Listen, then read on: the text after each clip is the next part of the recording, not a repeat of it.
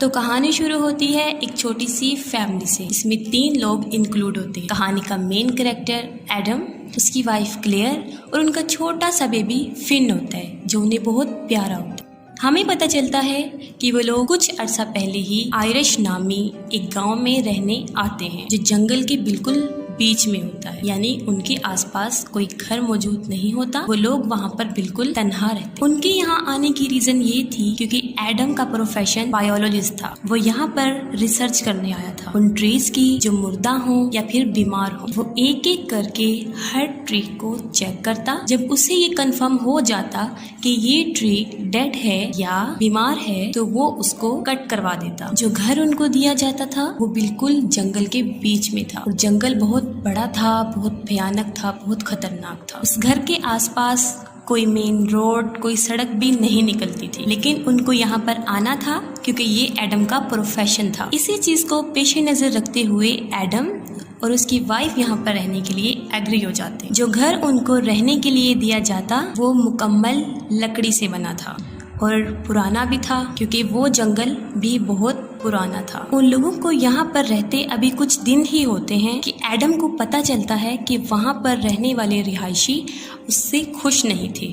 खास तौर पर वो उसके काम को सख्त नापसंद करते थे। जब भी एडम गांव में उन ट्रीज को स्टडी करने के लिए जाता, गांव के लोग आहिस्ता आहिस्ता उससे नफरत करना शुरू कर देते हैं। इस गांव में रहने वाला एक आदमी जिसका नाम कॉलम होता है, वो कई बार उनके घर पर आता है और वो एडम की वाइफ को समझाता है कि जो उसका हस्बैंड कर रहा है वो ठीक नहीं है, उसे बंद किया जाए क्योंकि वो बहुत गलत है और उसको नहीं पता कि वो ये इसके पीछे कितनी बड़ी रिस्क ले सकता है, कितना डेंजर हो सकता है ये। एडम की वाइफ उसकी बातें सुन लेती है।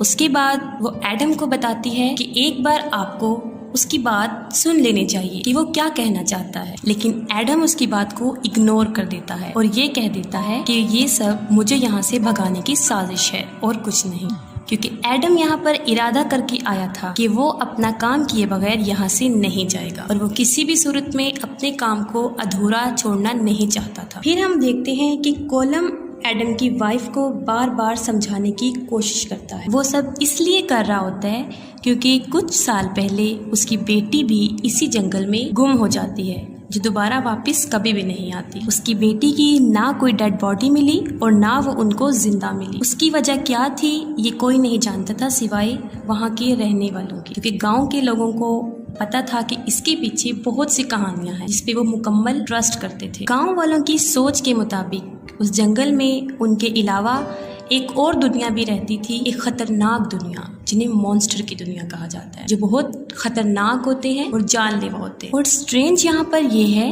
कि वो किसी ने भी नहीं देखे, बस महसूस किया जाता है उनको। लेकिन वो मॉन्स्टर्स तब तक किसी इंसान को कुछ नहीं कहते जब तक कि इंसान उन्हें कोई नुकसान ना पहुंचाए। इन मॉन्स्टर्स के पीछे मुख्तलिफ कहानियां थी, लेकिन कोई भी इसको सही तरीके से समझ नहीं सका क्योंकि उनको कभी किसी ने देखा ही नहीं था। इसके पीछे बहुत से लोगों ने स्टडी की, लेकिन जिसने इसको जानने की कोशिश की अभी तक यही पता चला है कि वो जिंदा नहीं बच सका। यही वजह थी कि मिस्टर कॉलम जो उसकी वाइफ को बार बार मना कर रहे थे, वो भी इस जंगल से काफी डिस्टर्ब थे क्योंकि उसके नजदीक ये गांव कोई अच्छा नहीं था, क्योंकि यहाँ से उसकी बेटी गायब हुई थी, लेकिन कोई भी आज तक ये जान नहीं सका कि वो कहाँ गई है या उसे कोई लेकर गया है। पहले जब कॉलम यहाँ पर आया था उसको भी इन कहानियों पर यकीन नहीं था, लेकिन उसकी बेटी के गुम होने के बाद ये एक राज ही रहा कि उसकी बेटी कहाँ गई है, तो उसको भी इन कहानियों पर यकीन आने लगा। और इसी बात को मद्देनजर रखते हुए वो एडम की वाइफ को समझा रहा था कि वो यहाँ से चले जाए। लेकिन हमें ये पता है, हम इस बात पर यकीन रखते हैं कि ये इंसान की नेचर में शामिल है कि वो किसी की बात नहीं समझता जब तक कि खुद उस मसले से, उस बात से दो चार ना हो जाए, जब तक कि वो खुद उसका एक्सपीरियंस हासिल ना करे। एडम के साथ भी यही था, वो इन सबको फिक्टोरियस समझ रहा था, रियलिटी नहीं। अपनी स्टडी के दौरान एडम को यहाँ पर काफी अजीब चीजें महसूस और उसने देखी। वो जंगल में अपने रिसर्च के लिए जाता है तो वो देखता है कि दरख्त में से ब्लैक तरह का लिक्विड निकल रहा है। उसके बाद वो ब्लैक लिक्विड पर रिसर्च करता है। वो देखता है कि इस तरह का स्ट्रक्चर उसने आज से पहले कभी भी नहीं देखा, लेकिन फिर भी वो उसको उन मॉन्स्टर से कंपेयर नहीं करता और अपनी स्टडी को, अपनी रिसर्च को आगे बढ़ाता है। वो समझता है कि ये एक न्यू इन्वेंशन है, लेकिन हम क्या देखते हैं कि उसी रात से उनके साथ वाकयात होना शुरू हो जाते हैं। उनके साथ कुछ भयानक होना शुरू हो जाता है। उनके साथ जो पहला इंसिडेंट होता है वो ये होता है कि उनके बेबी के रूम से कुछ अजीबोगरीब आवाजें आने लगी और उसके बाद बेबी के रोने की आवाज। ये सुनकर दोनों हस्बैंड वाइफ अपने बेबी के रूम में उसे देखने जाते हैं। बेबी के रूम में आते ही वो देखते हैं कि किसी ने वहाँ पर लैंप और विंडो के शीशे को तोड़ दिया। इस सिचुएशन को देखते हुए वो फौरन पुलिस को कॉल कर देती। उसके बाद एडम को ये बात महसूस होती है कि ये किसी की शरारत है, वहाँ पे रहने वालों की, जो उनको डराना चाहते हैं ताकि वो अपना काम, अपनी रिसर्च यहाँ पर छोड़कर यहाँ से चले जाएं। जब पुलिस वाला वहाँ पर पहुँच जाता है, वो सारी सिचुएशन को देखने के बाद एडम को बताता है एक अजीब बात कि ये किसी बर्ड का काम है, किसी इंसान का काम नहीं। पुलिस वाला उनको ये भी बताता है कि इस जंगल में काफी अजीबोगरीब चीजें रहती और उनको यहाँ से चले जाना चाहिए, लेकिन एडम उसकी बात पर भी यकीन नहीं करता और क्लेयर उसकी बातों से डर जाती है। पुलिस वाले की बातें सुनने के दौरान एडम की वाइफ को याद आता है कि जब वो यहाँ पर आए थे उनके घर के विंडोज पर लोहे के बड़े बड़े रॉड लगे हुए थे। दिखने में ये चीज काफी अजीबोगरीब नजर आई, इसीलिए उसकी वाइफ ने वो सारे रॉड वहाँ से हटा दी। उसकी वाइफ को उस जगह से खौफ आने लगता है और वो भी उन लोगों की बातों पे यकीन करना शुरू हो जाता है, लेकिन एडम उसको समझाता है कि ऐसा कुछ नहीं होता, ये सब उन लोगों की चाल है। फिर हम देखते हैं अगले दिन एडम अपने बेटे को लेकर मार्केट कुछ परचेजिंग करने जाता है और वो देखता है उन लोगों का रवैया तो काफी हैरान हो जाता है कि कोई भी उनको पसंद नहीं करता। गांव के लोगों का बिहेवियर देखकर वो काफी डिसहार्ट होता है और उनके आने जाने का जो रास्ता होता है वो बाकी लोगों से अलग रखा गया था। खरीदारी करने के बाद शाम को वो वापिस अपने घर पर लौट कर आता है, लेकिन क्या देखा जाता है कि बीच जंगल में उनकी गाड़ी खराब हो और उसे अपने से ज्यादा अपने बेटे की फिक्र होती है जो कार में उसके साथ होता है और उनकी गाड़ी ठीक नहीं होती और उनको वहीं पर शाम हो जाती है और शाम तक वो आवाजें और तेज होना शुरू हो जाती है। इसके बाद वो अपने प्रोटेक्शन के लिए डिग्गी खोलता है और उसमें से कुछ निकालता है। वो डिग्गी से सामान निकाल ही रहा होता है कि अचानक उस पे कोई चीज हमला कर देती है और वो डिग्गी के अंदर गिर जाता है और अंदर जाकर बेहोश हो जाता है और काफी देर तक वो वहीं पड़ा रहता है। और जब उसको होश आती है तो वो देखता है मैं तो डिग्गी में बंद हूँ और मेरा बेटा भी रो रहा है गाड़ी। वो अभी ये सोच ही रहा होता है कि उसको कुछ आहट महसूस होती है कि कोई गाड़ी के ऊपर चढ़ रहा है, कोई दरवाजा खोलने की कोशिश कर रहा है। वो अपने बच्चे की जान बचाने के लिए डिग्गी से निकलने की काफी कोशिश करता है, स्ट्रगल करता है, लेकिन ऐसा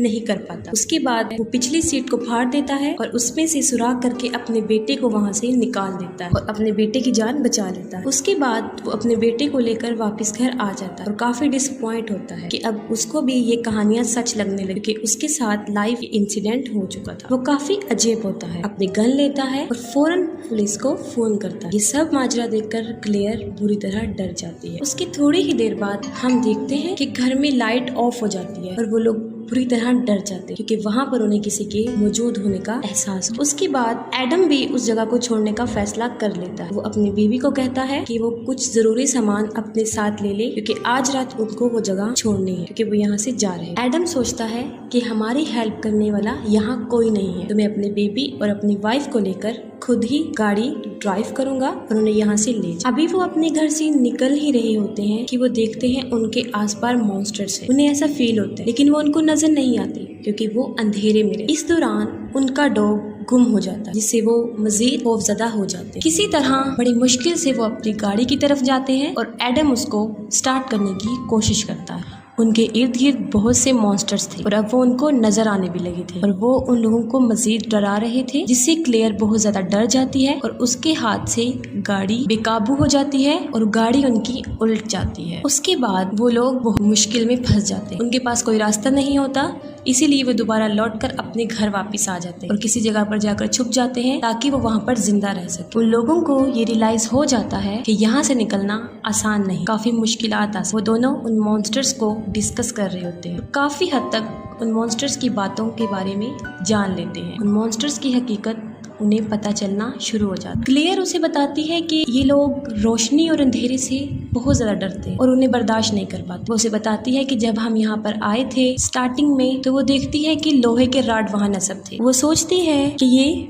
वैसे ही किसी ने फजूल लगाए हैं, इसीलिए वो ये सोचकर उनको वहाँ से उतार कर फेंक देती है। लेकिन अब हमें पता चलता है कि वो क्यों लगाए गए थे, क्योंकि जो वहाँ पर रहता था उनसे पहले वो इस मसले से दो चार था, उसे काफी मुश्किलात आई थी। उसने अपनी सेफ्टी के लिए वो लोहे के रॉड वहाँ पर लगाए थे। वो मॉन्स्टर्स तादाद में इतने ज्यादा थे कि कुछ अंदाजा नहीं लगाया जा सकता। एडम और उसकी वाइफ जब ये सब बातें कर रहे होते हैं तो उन्हें अपने आसपास कुछ आहट महसूस होती है कि जैसे वहाँ पर मॉन्स्टर्स है। एडम उठता है और दरवाजे से बाहर झांकता है और देखता है कि वहाँ पर क्या चीज है। वो अभी देख रहा होता है कि अचानक से एक लंबी सी सुई उसकी आंख में चली जाती है। उसके बाद एडम बुरी तरह पीछे गिर जाता है क्योंकि उसकी आंख काफी जख्मी हो जाती है और उसमें से खून आने लग जाता है। और वो सुई किसने डाली थी? वो उन मॉन्स्टर्स का ही काम था। वो कहते हैं कि हमें सुबह तक जिंदा रहना है क्योंकि सुबह की रोशनी में वो कभी इन पर हमला नहीं कर सकेंगी और वो यहाँ से चले जाएंगे। लेकिन उनके ऊपर ये रात बहुत भारी थी और उनके लिए गुजारना काफी मुश्किल था। वहाँ पर लाइट मौजूद नहीं थी और ये देखते हुए एडम बेसमेंट में जाता है और रोशनी के लिए जनरेटर को स्टार्ट करना शुरू कर देता है। वो जनरेटर स्टार्ट कर रहा होता है कि उसको अपने अंदर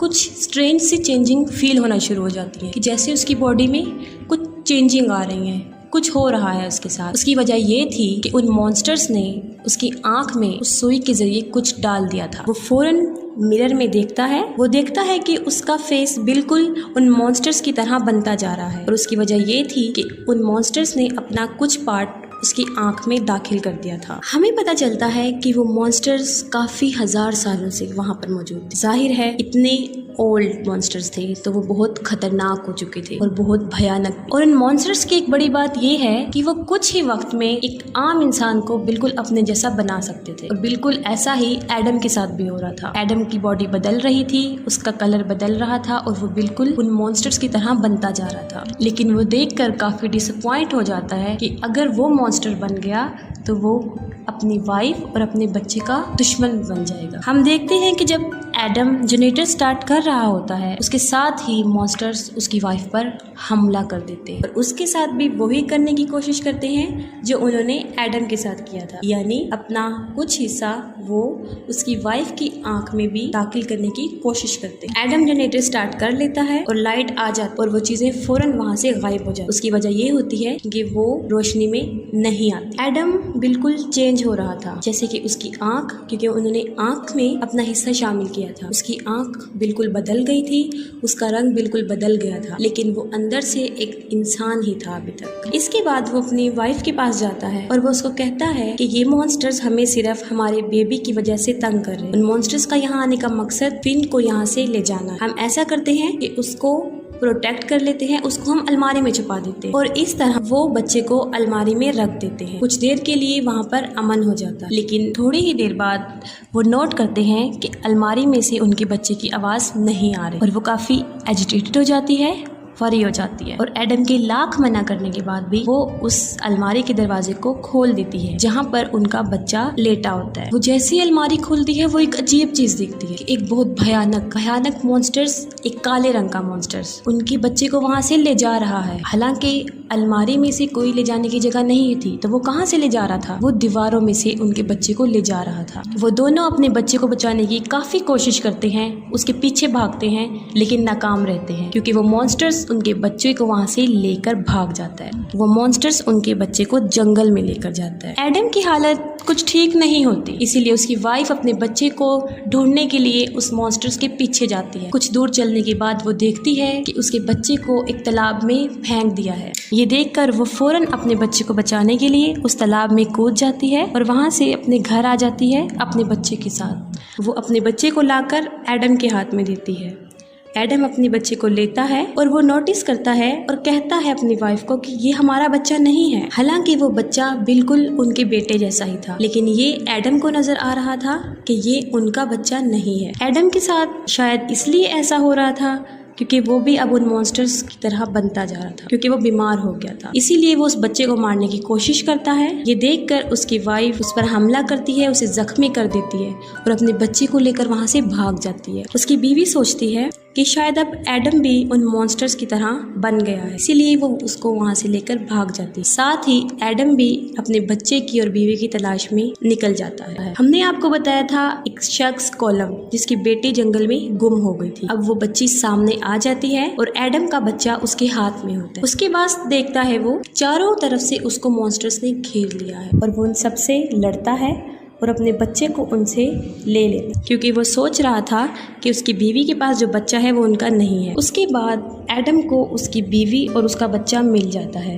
वो उसको यकीन दिलाता है कि तुम एक दफ़ा मेरे ऊपर भरोसा करो और देखो ये बच्चा हमारा नहीं है। उसकी बीवी के लिए ये सोचना काफ़ी मुश्किल था, क्योंकि वो बिल्कुल बच्चा उनके अपने बच्चे जैसा था, हूबहू, वही कपड़े, वही चेहरा। लेकिन वो एक आखिरी बार एडम पे भरोसा करती है और उसके सामने आ जाती है। उसके बाद वो बच्चा जो एडम के पास होता है वो उस बच्चे को लेती है और वहाँ से फौरन भाग जाती है। एडम वहाँ पर खड़ा रहता है और फौरन वहाँ पर सब मॉन्स्टर्स आ जाते हैं, उस पर हमला कर देते हैं और उसको जान से मार देते हैं। उसके बाद दोबारा रात हो जाती है। एडम बिल्कुल सही कह रहा था कि वो बच्चा उनका नहीं है, क्योंकि मॉन्स्टर्स धूप में जल जाते हैं, इसलिए वो बच्चा उस धूप में जल गया था। एडम का अंदाजा बिल्कुल ठीक था कि अगर वो अपने बच्चे को वहाँ छोड़ देती, उस बच्चे को ले जाती, तो वो अपने हकीकी बच्चे को वहाँ पर खो देती। ऐसा उन्होंने इसलिए किया था क्योंकि उन मॉन्स्टर्स का टारगेट होता है कि बच्चे को उठाकर ले जाते हैं और उन्हें अपनी दुनिया में ले जाते हैं, लेकिन इस बार वो नाकाम।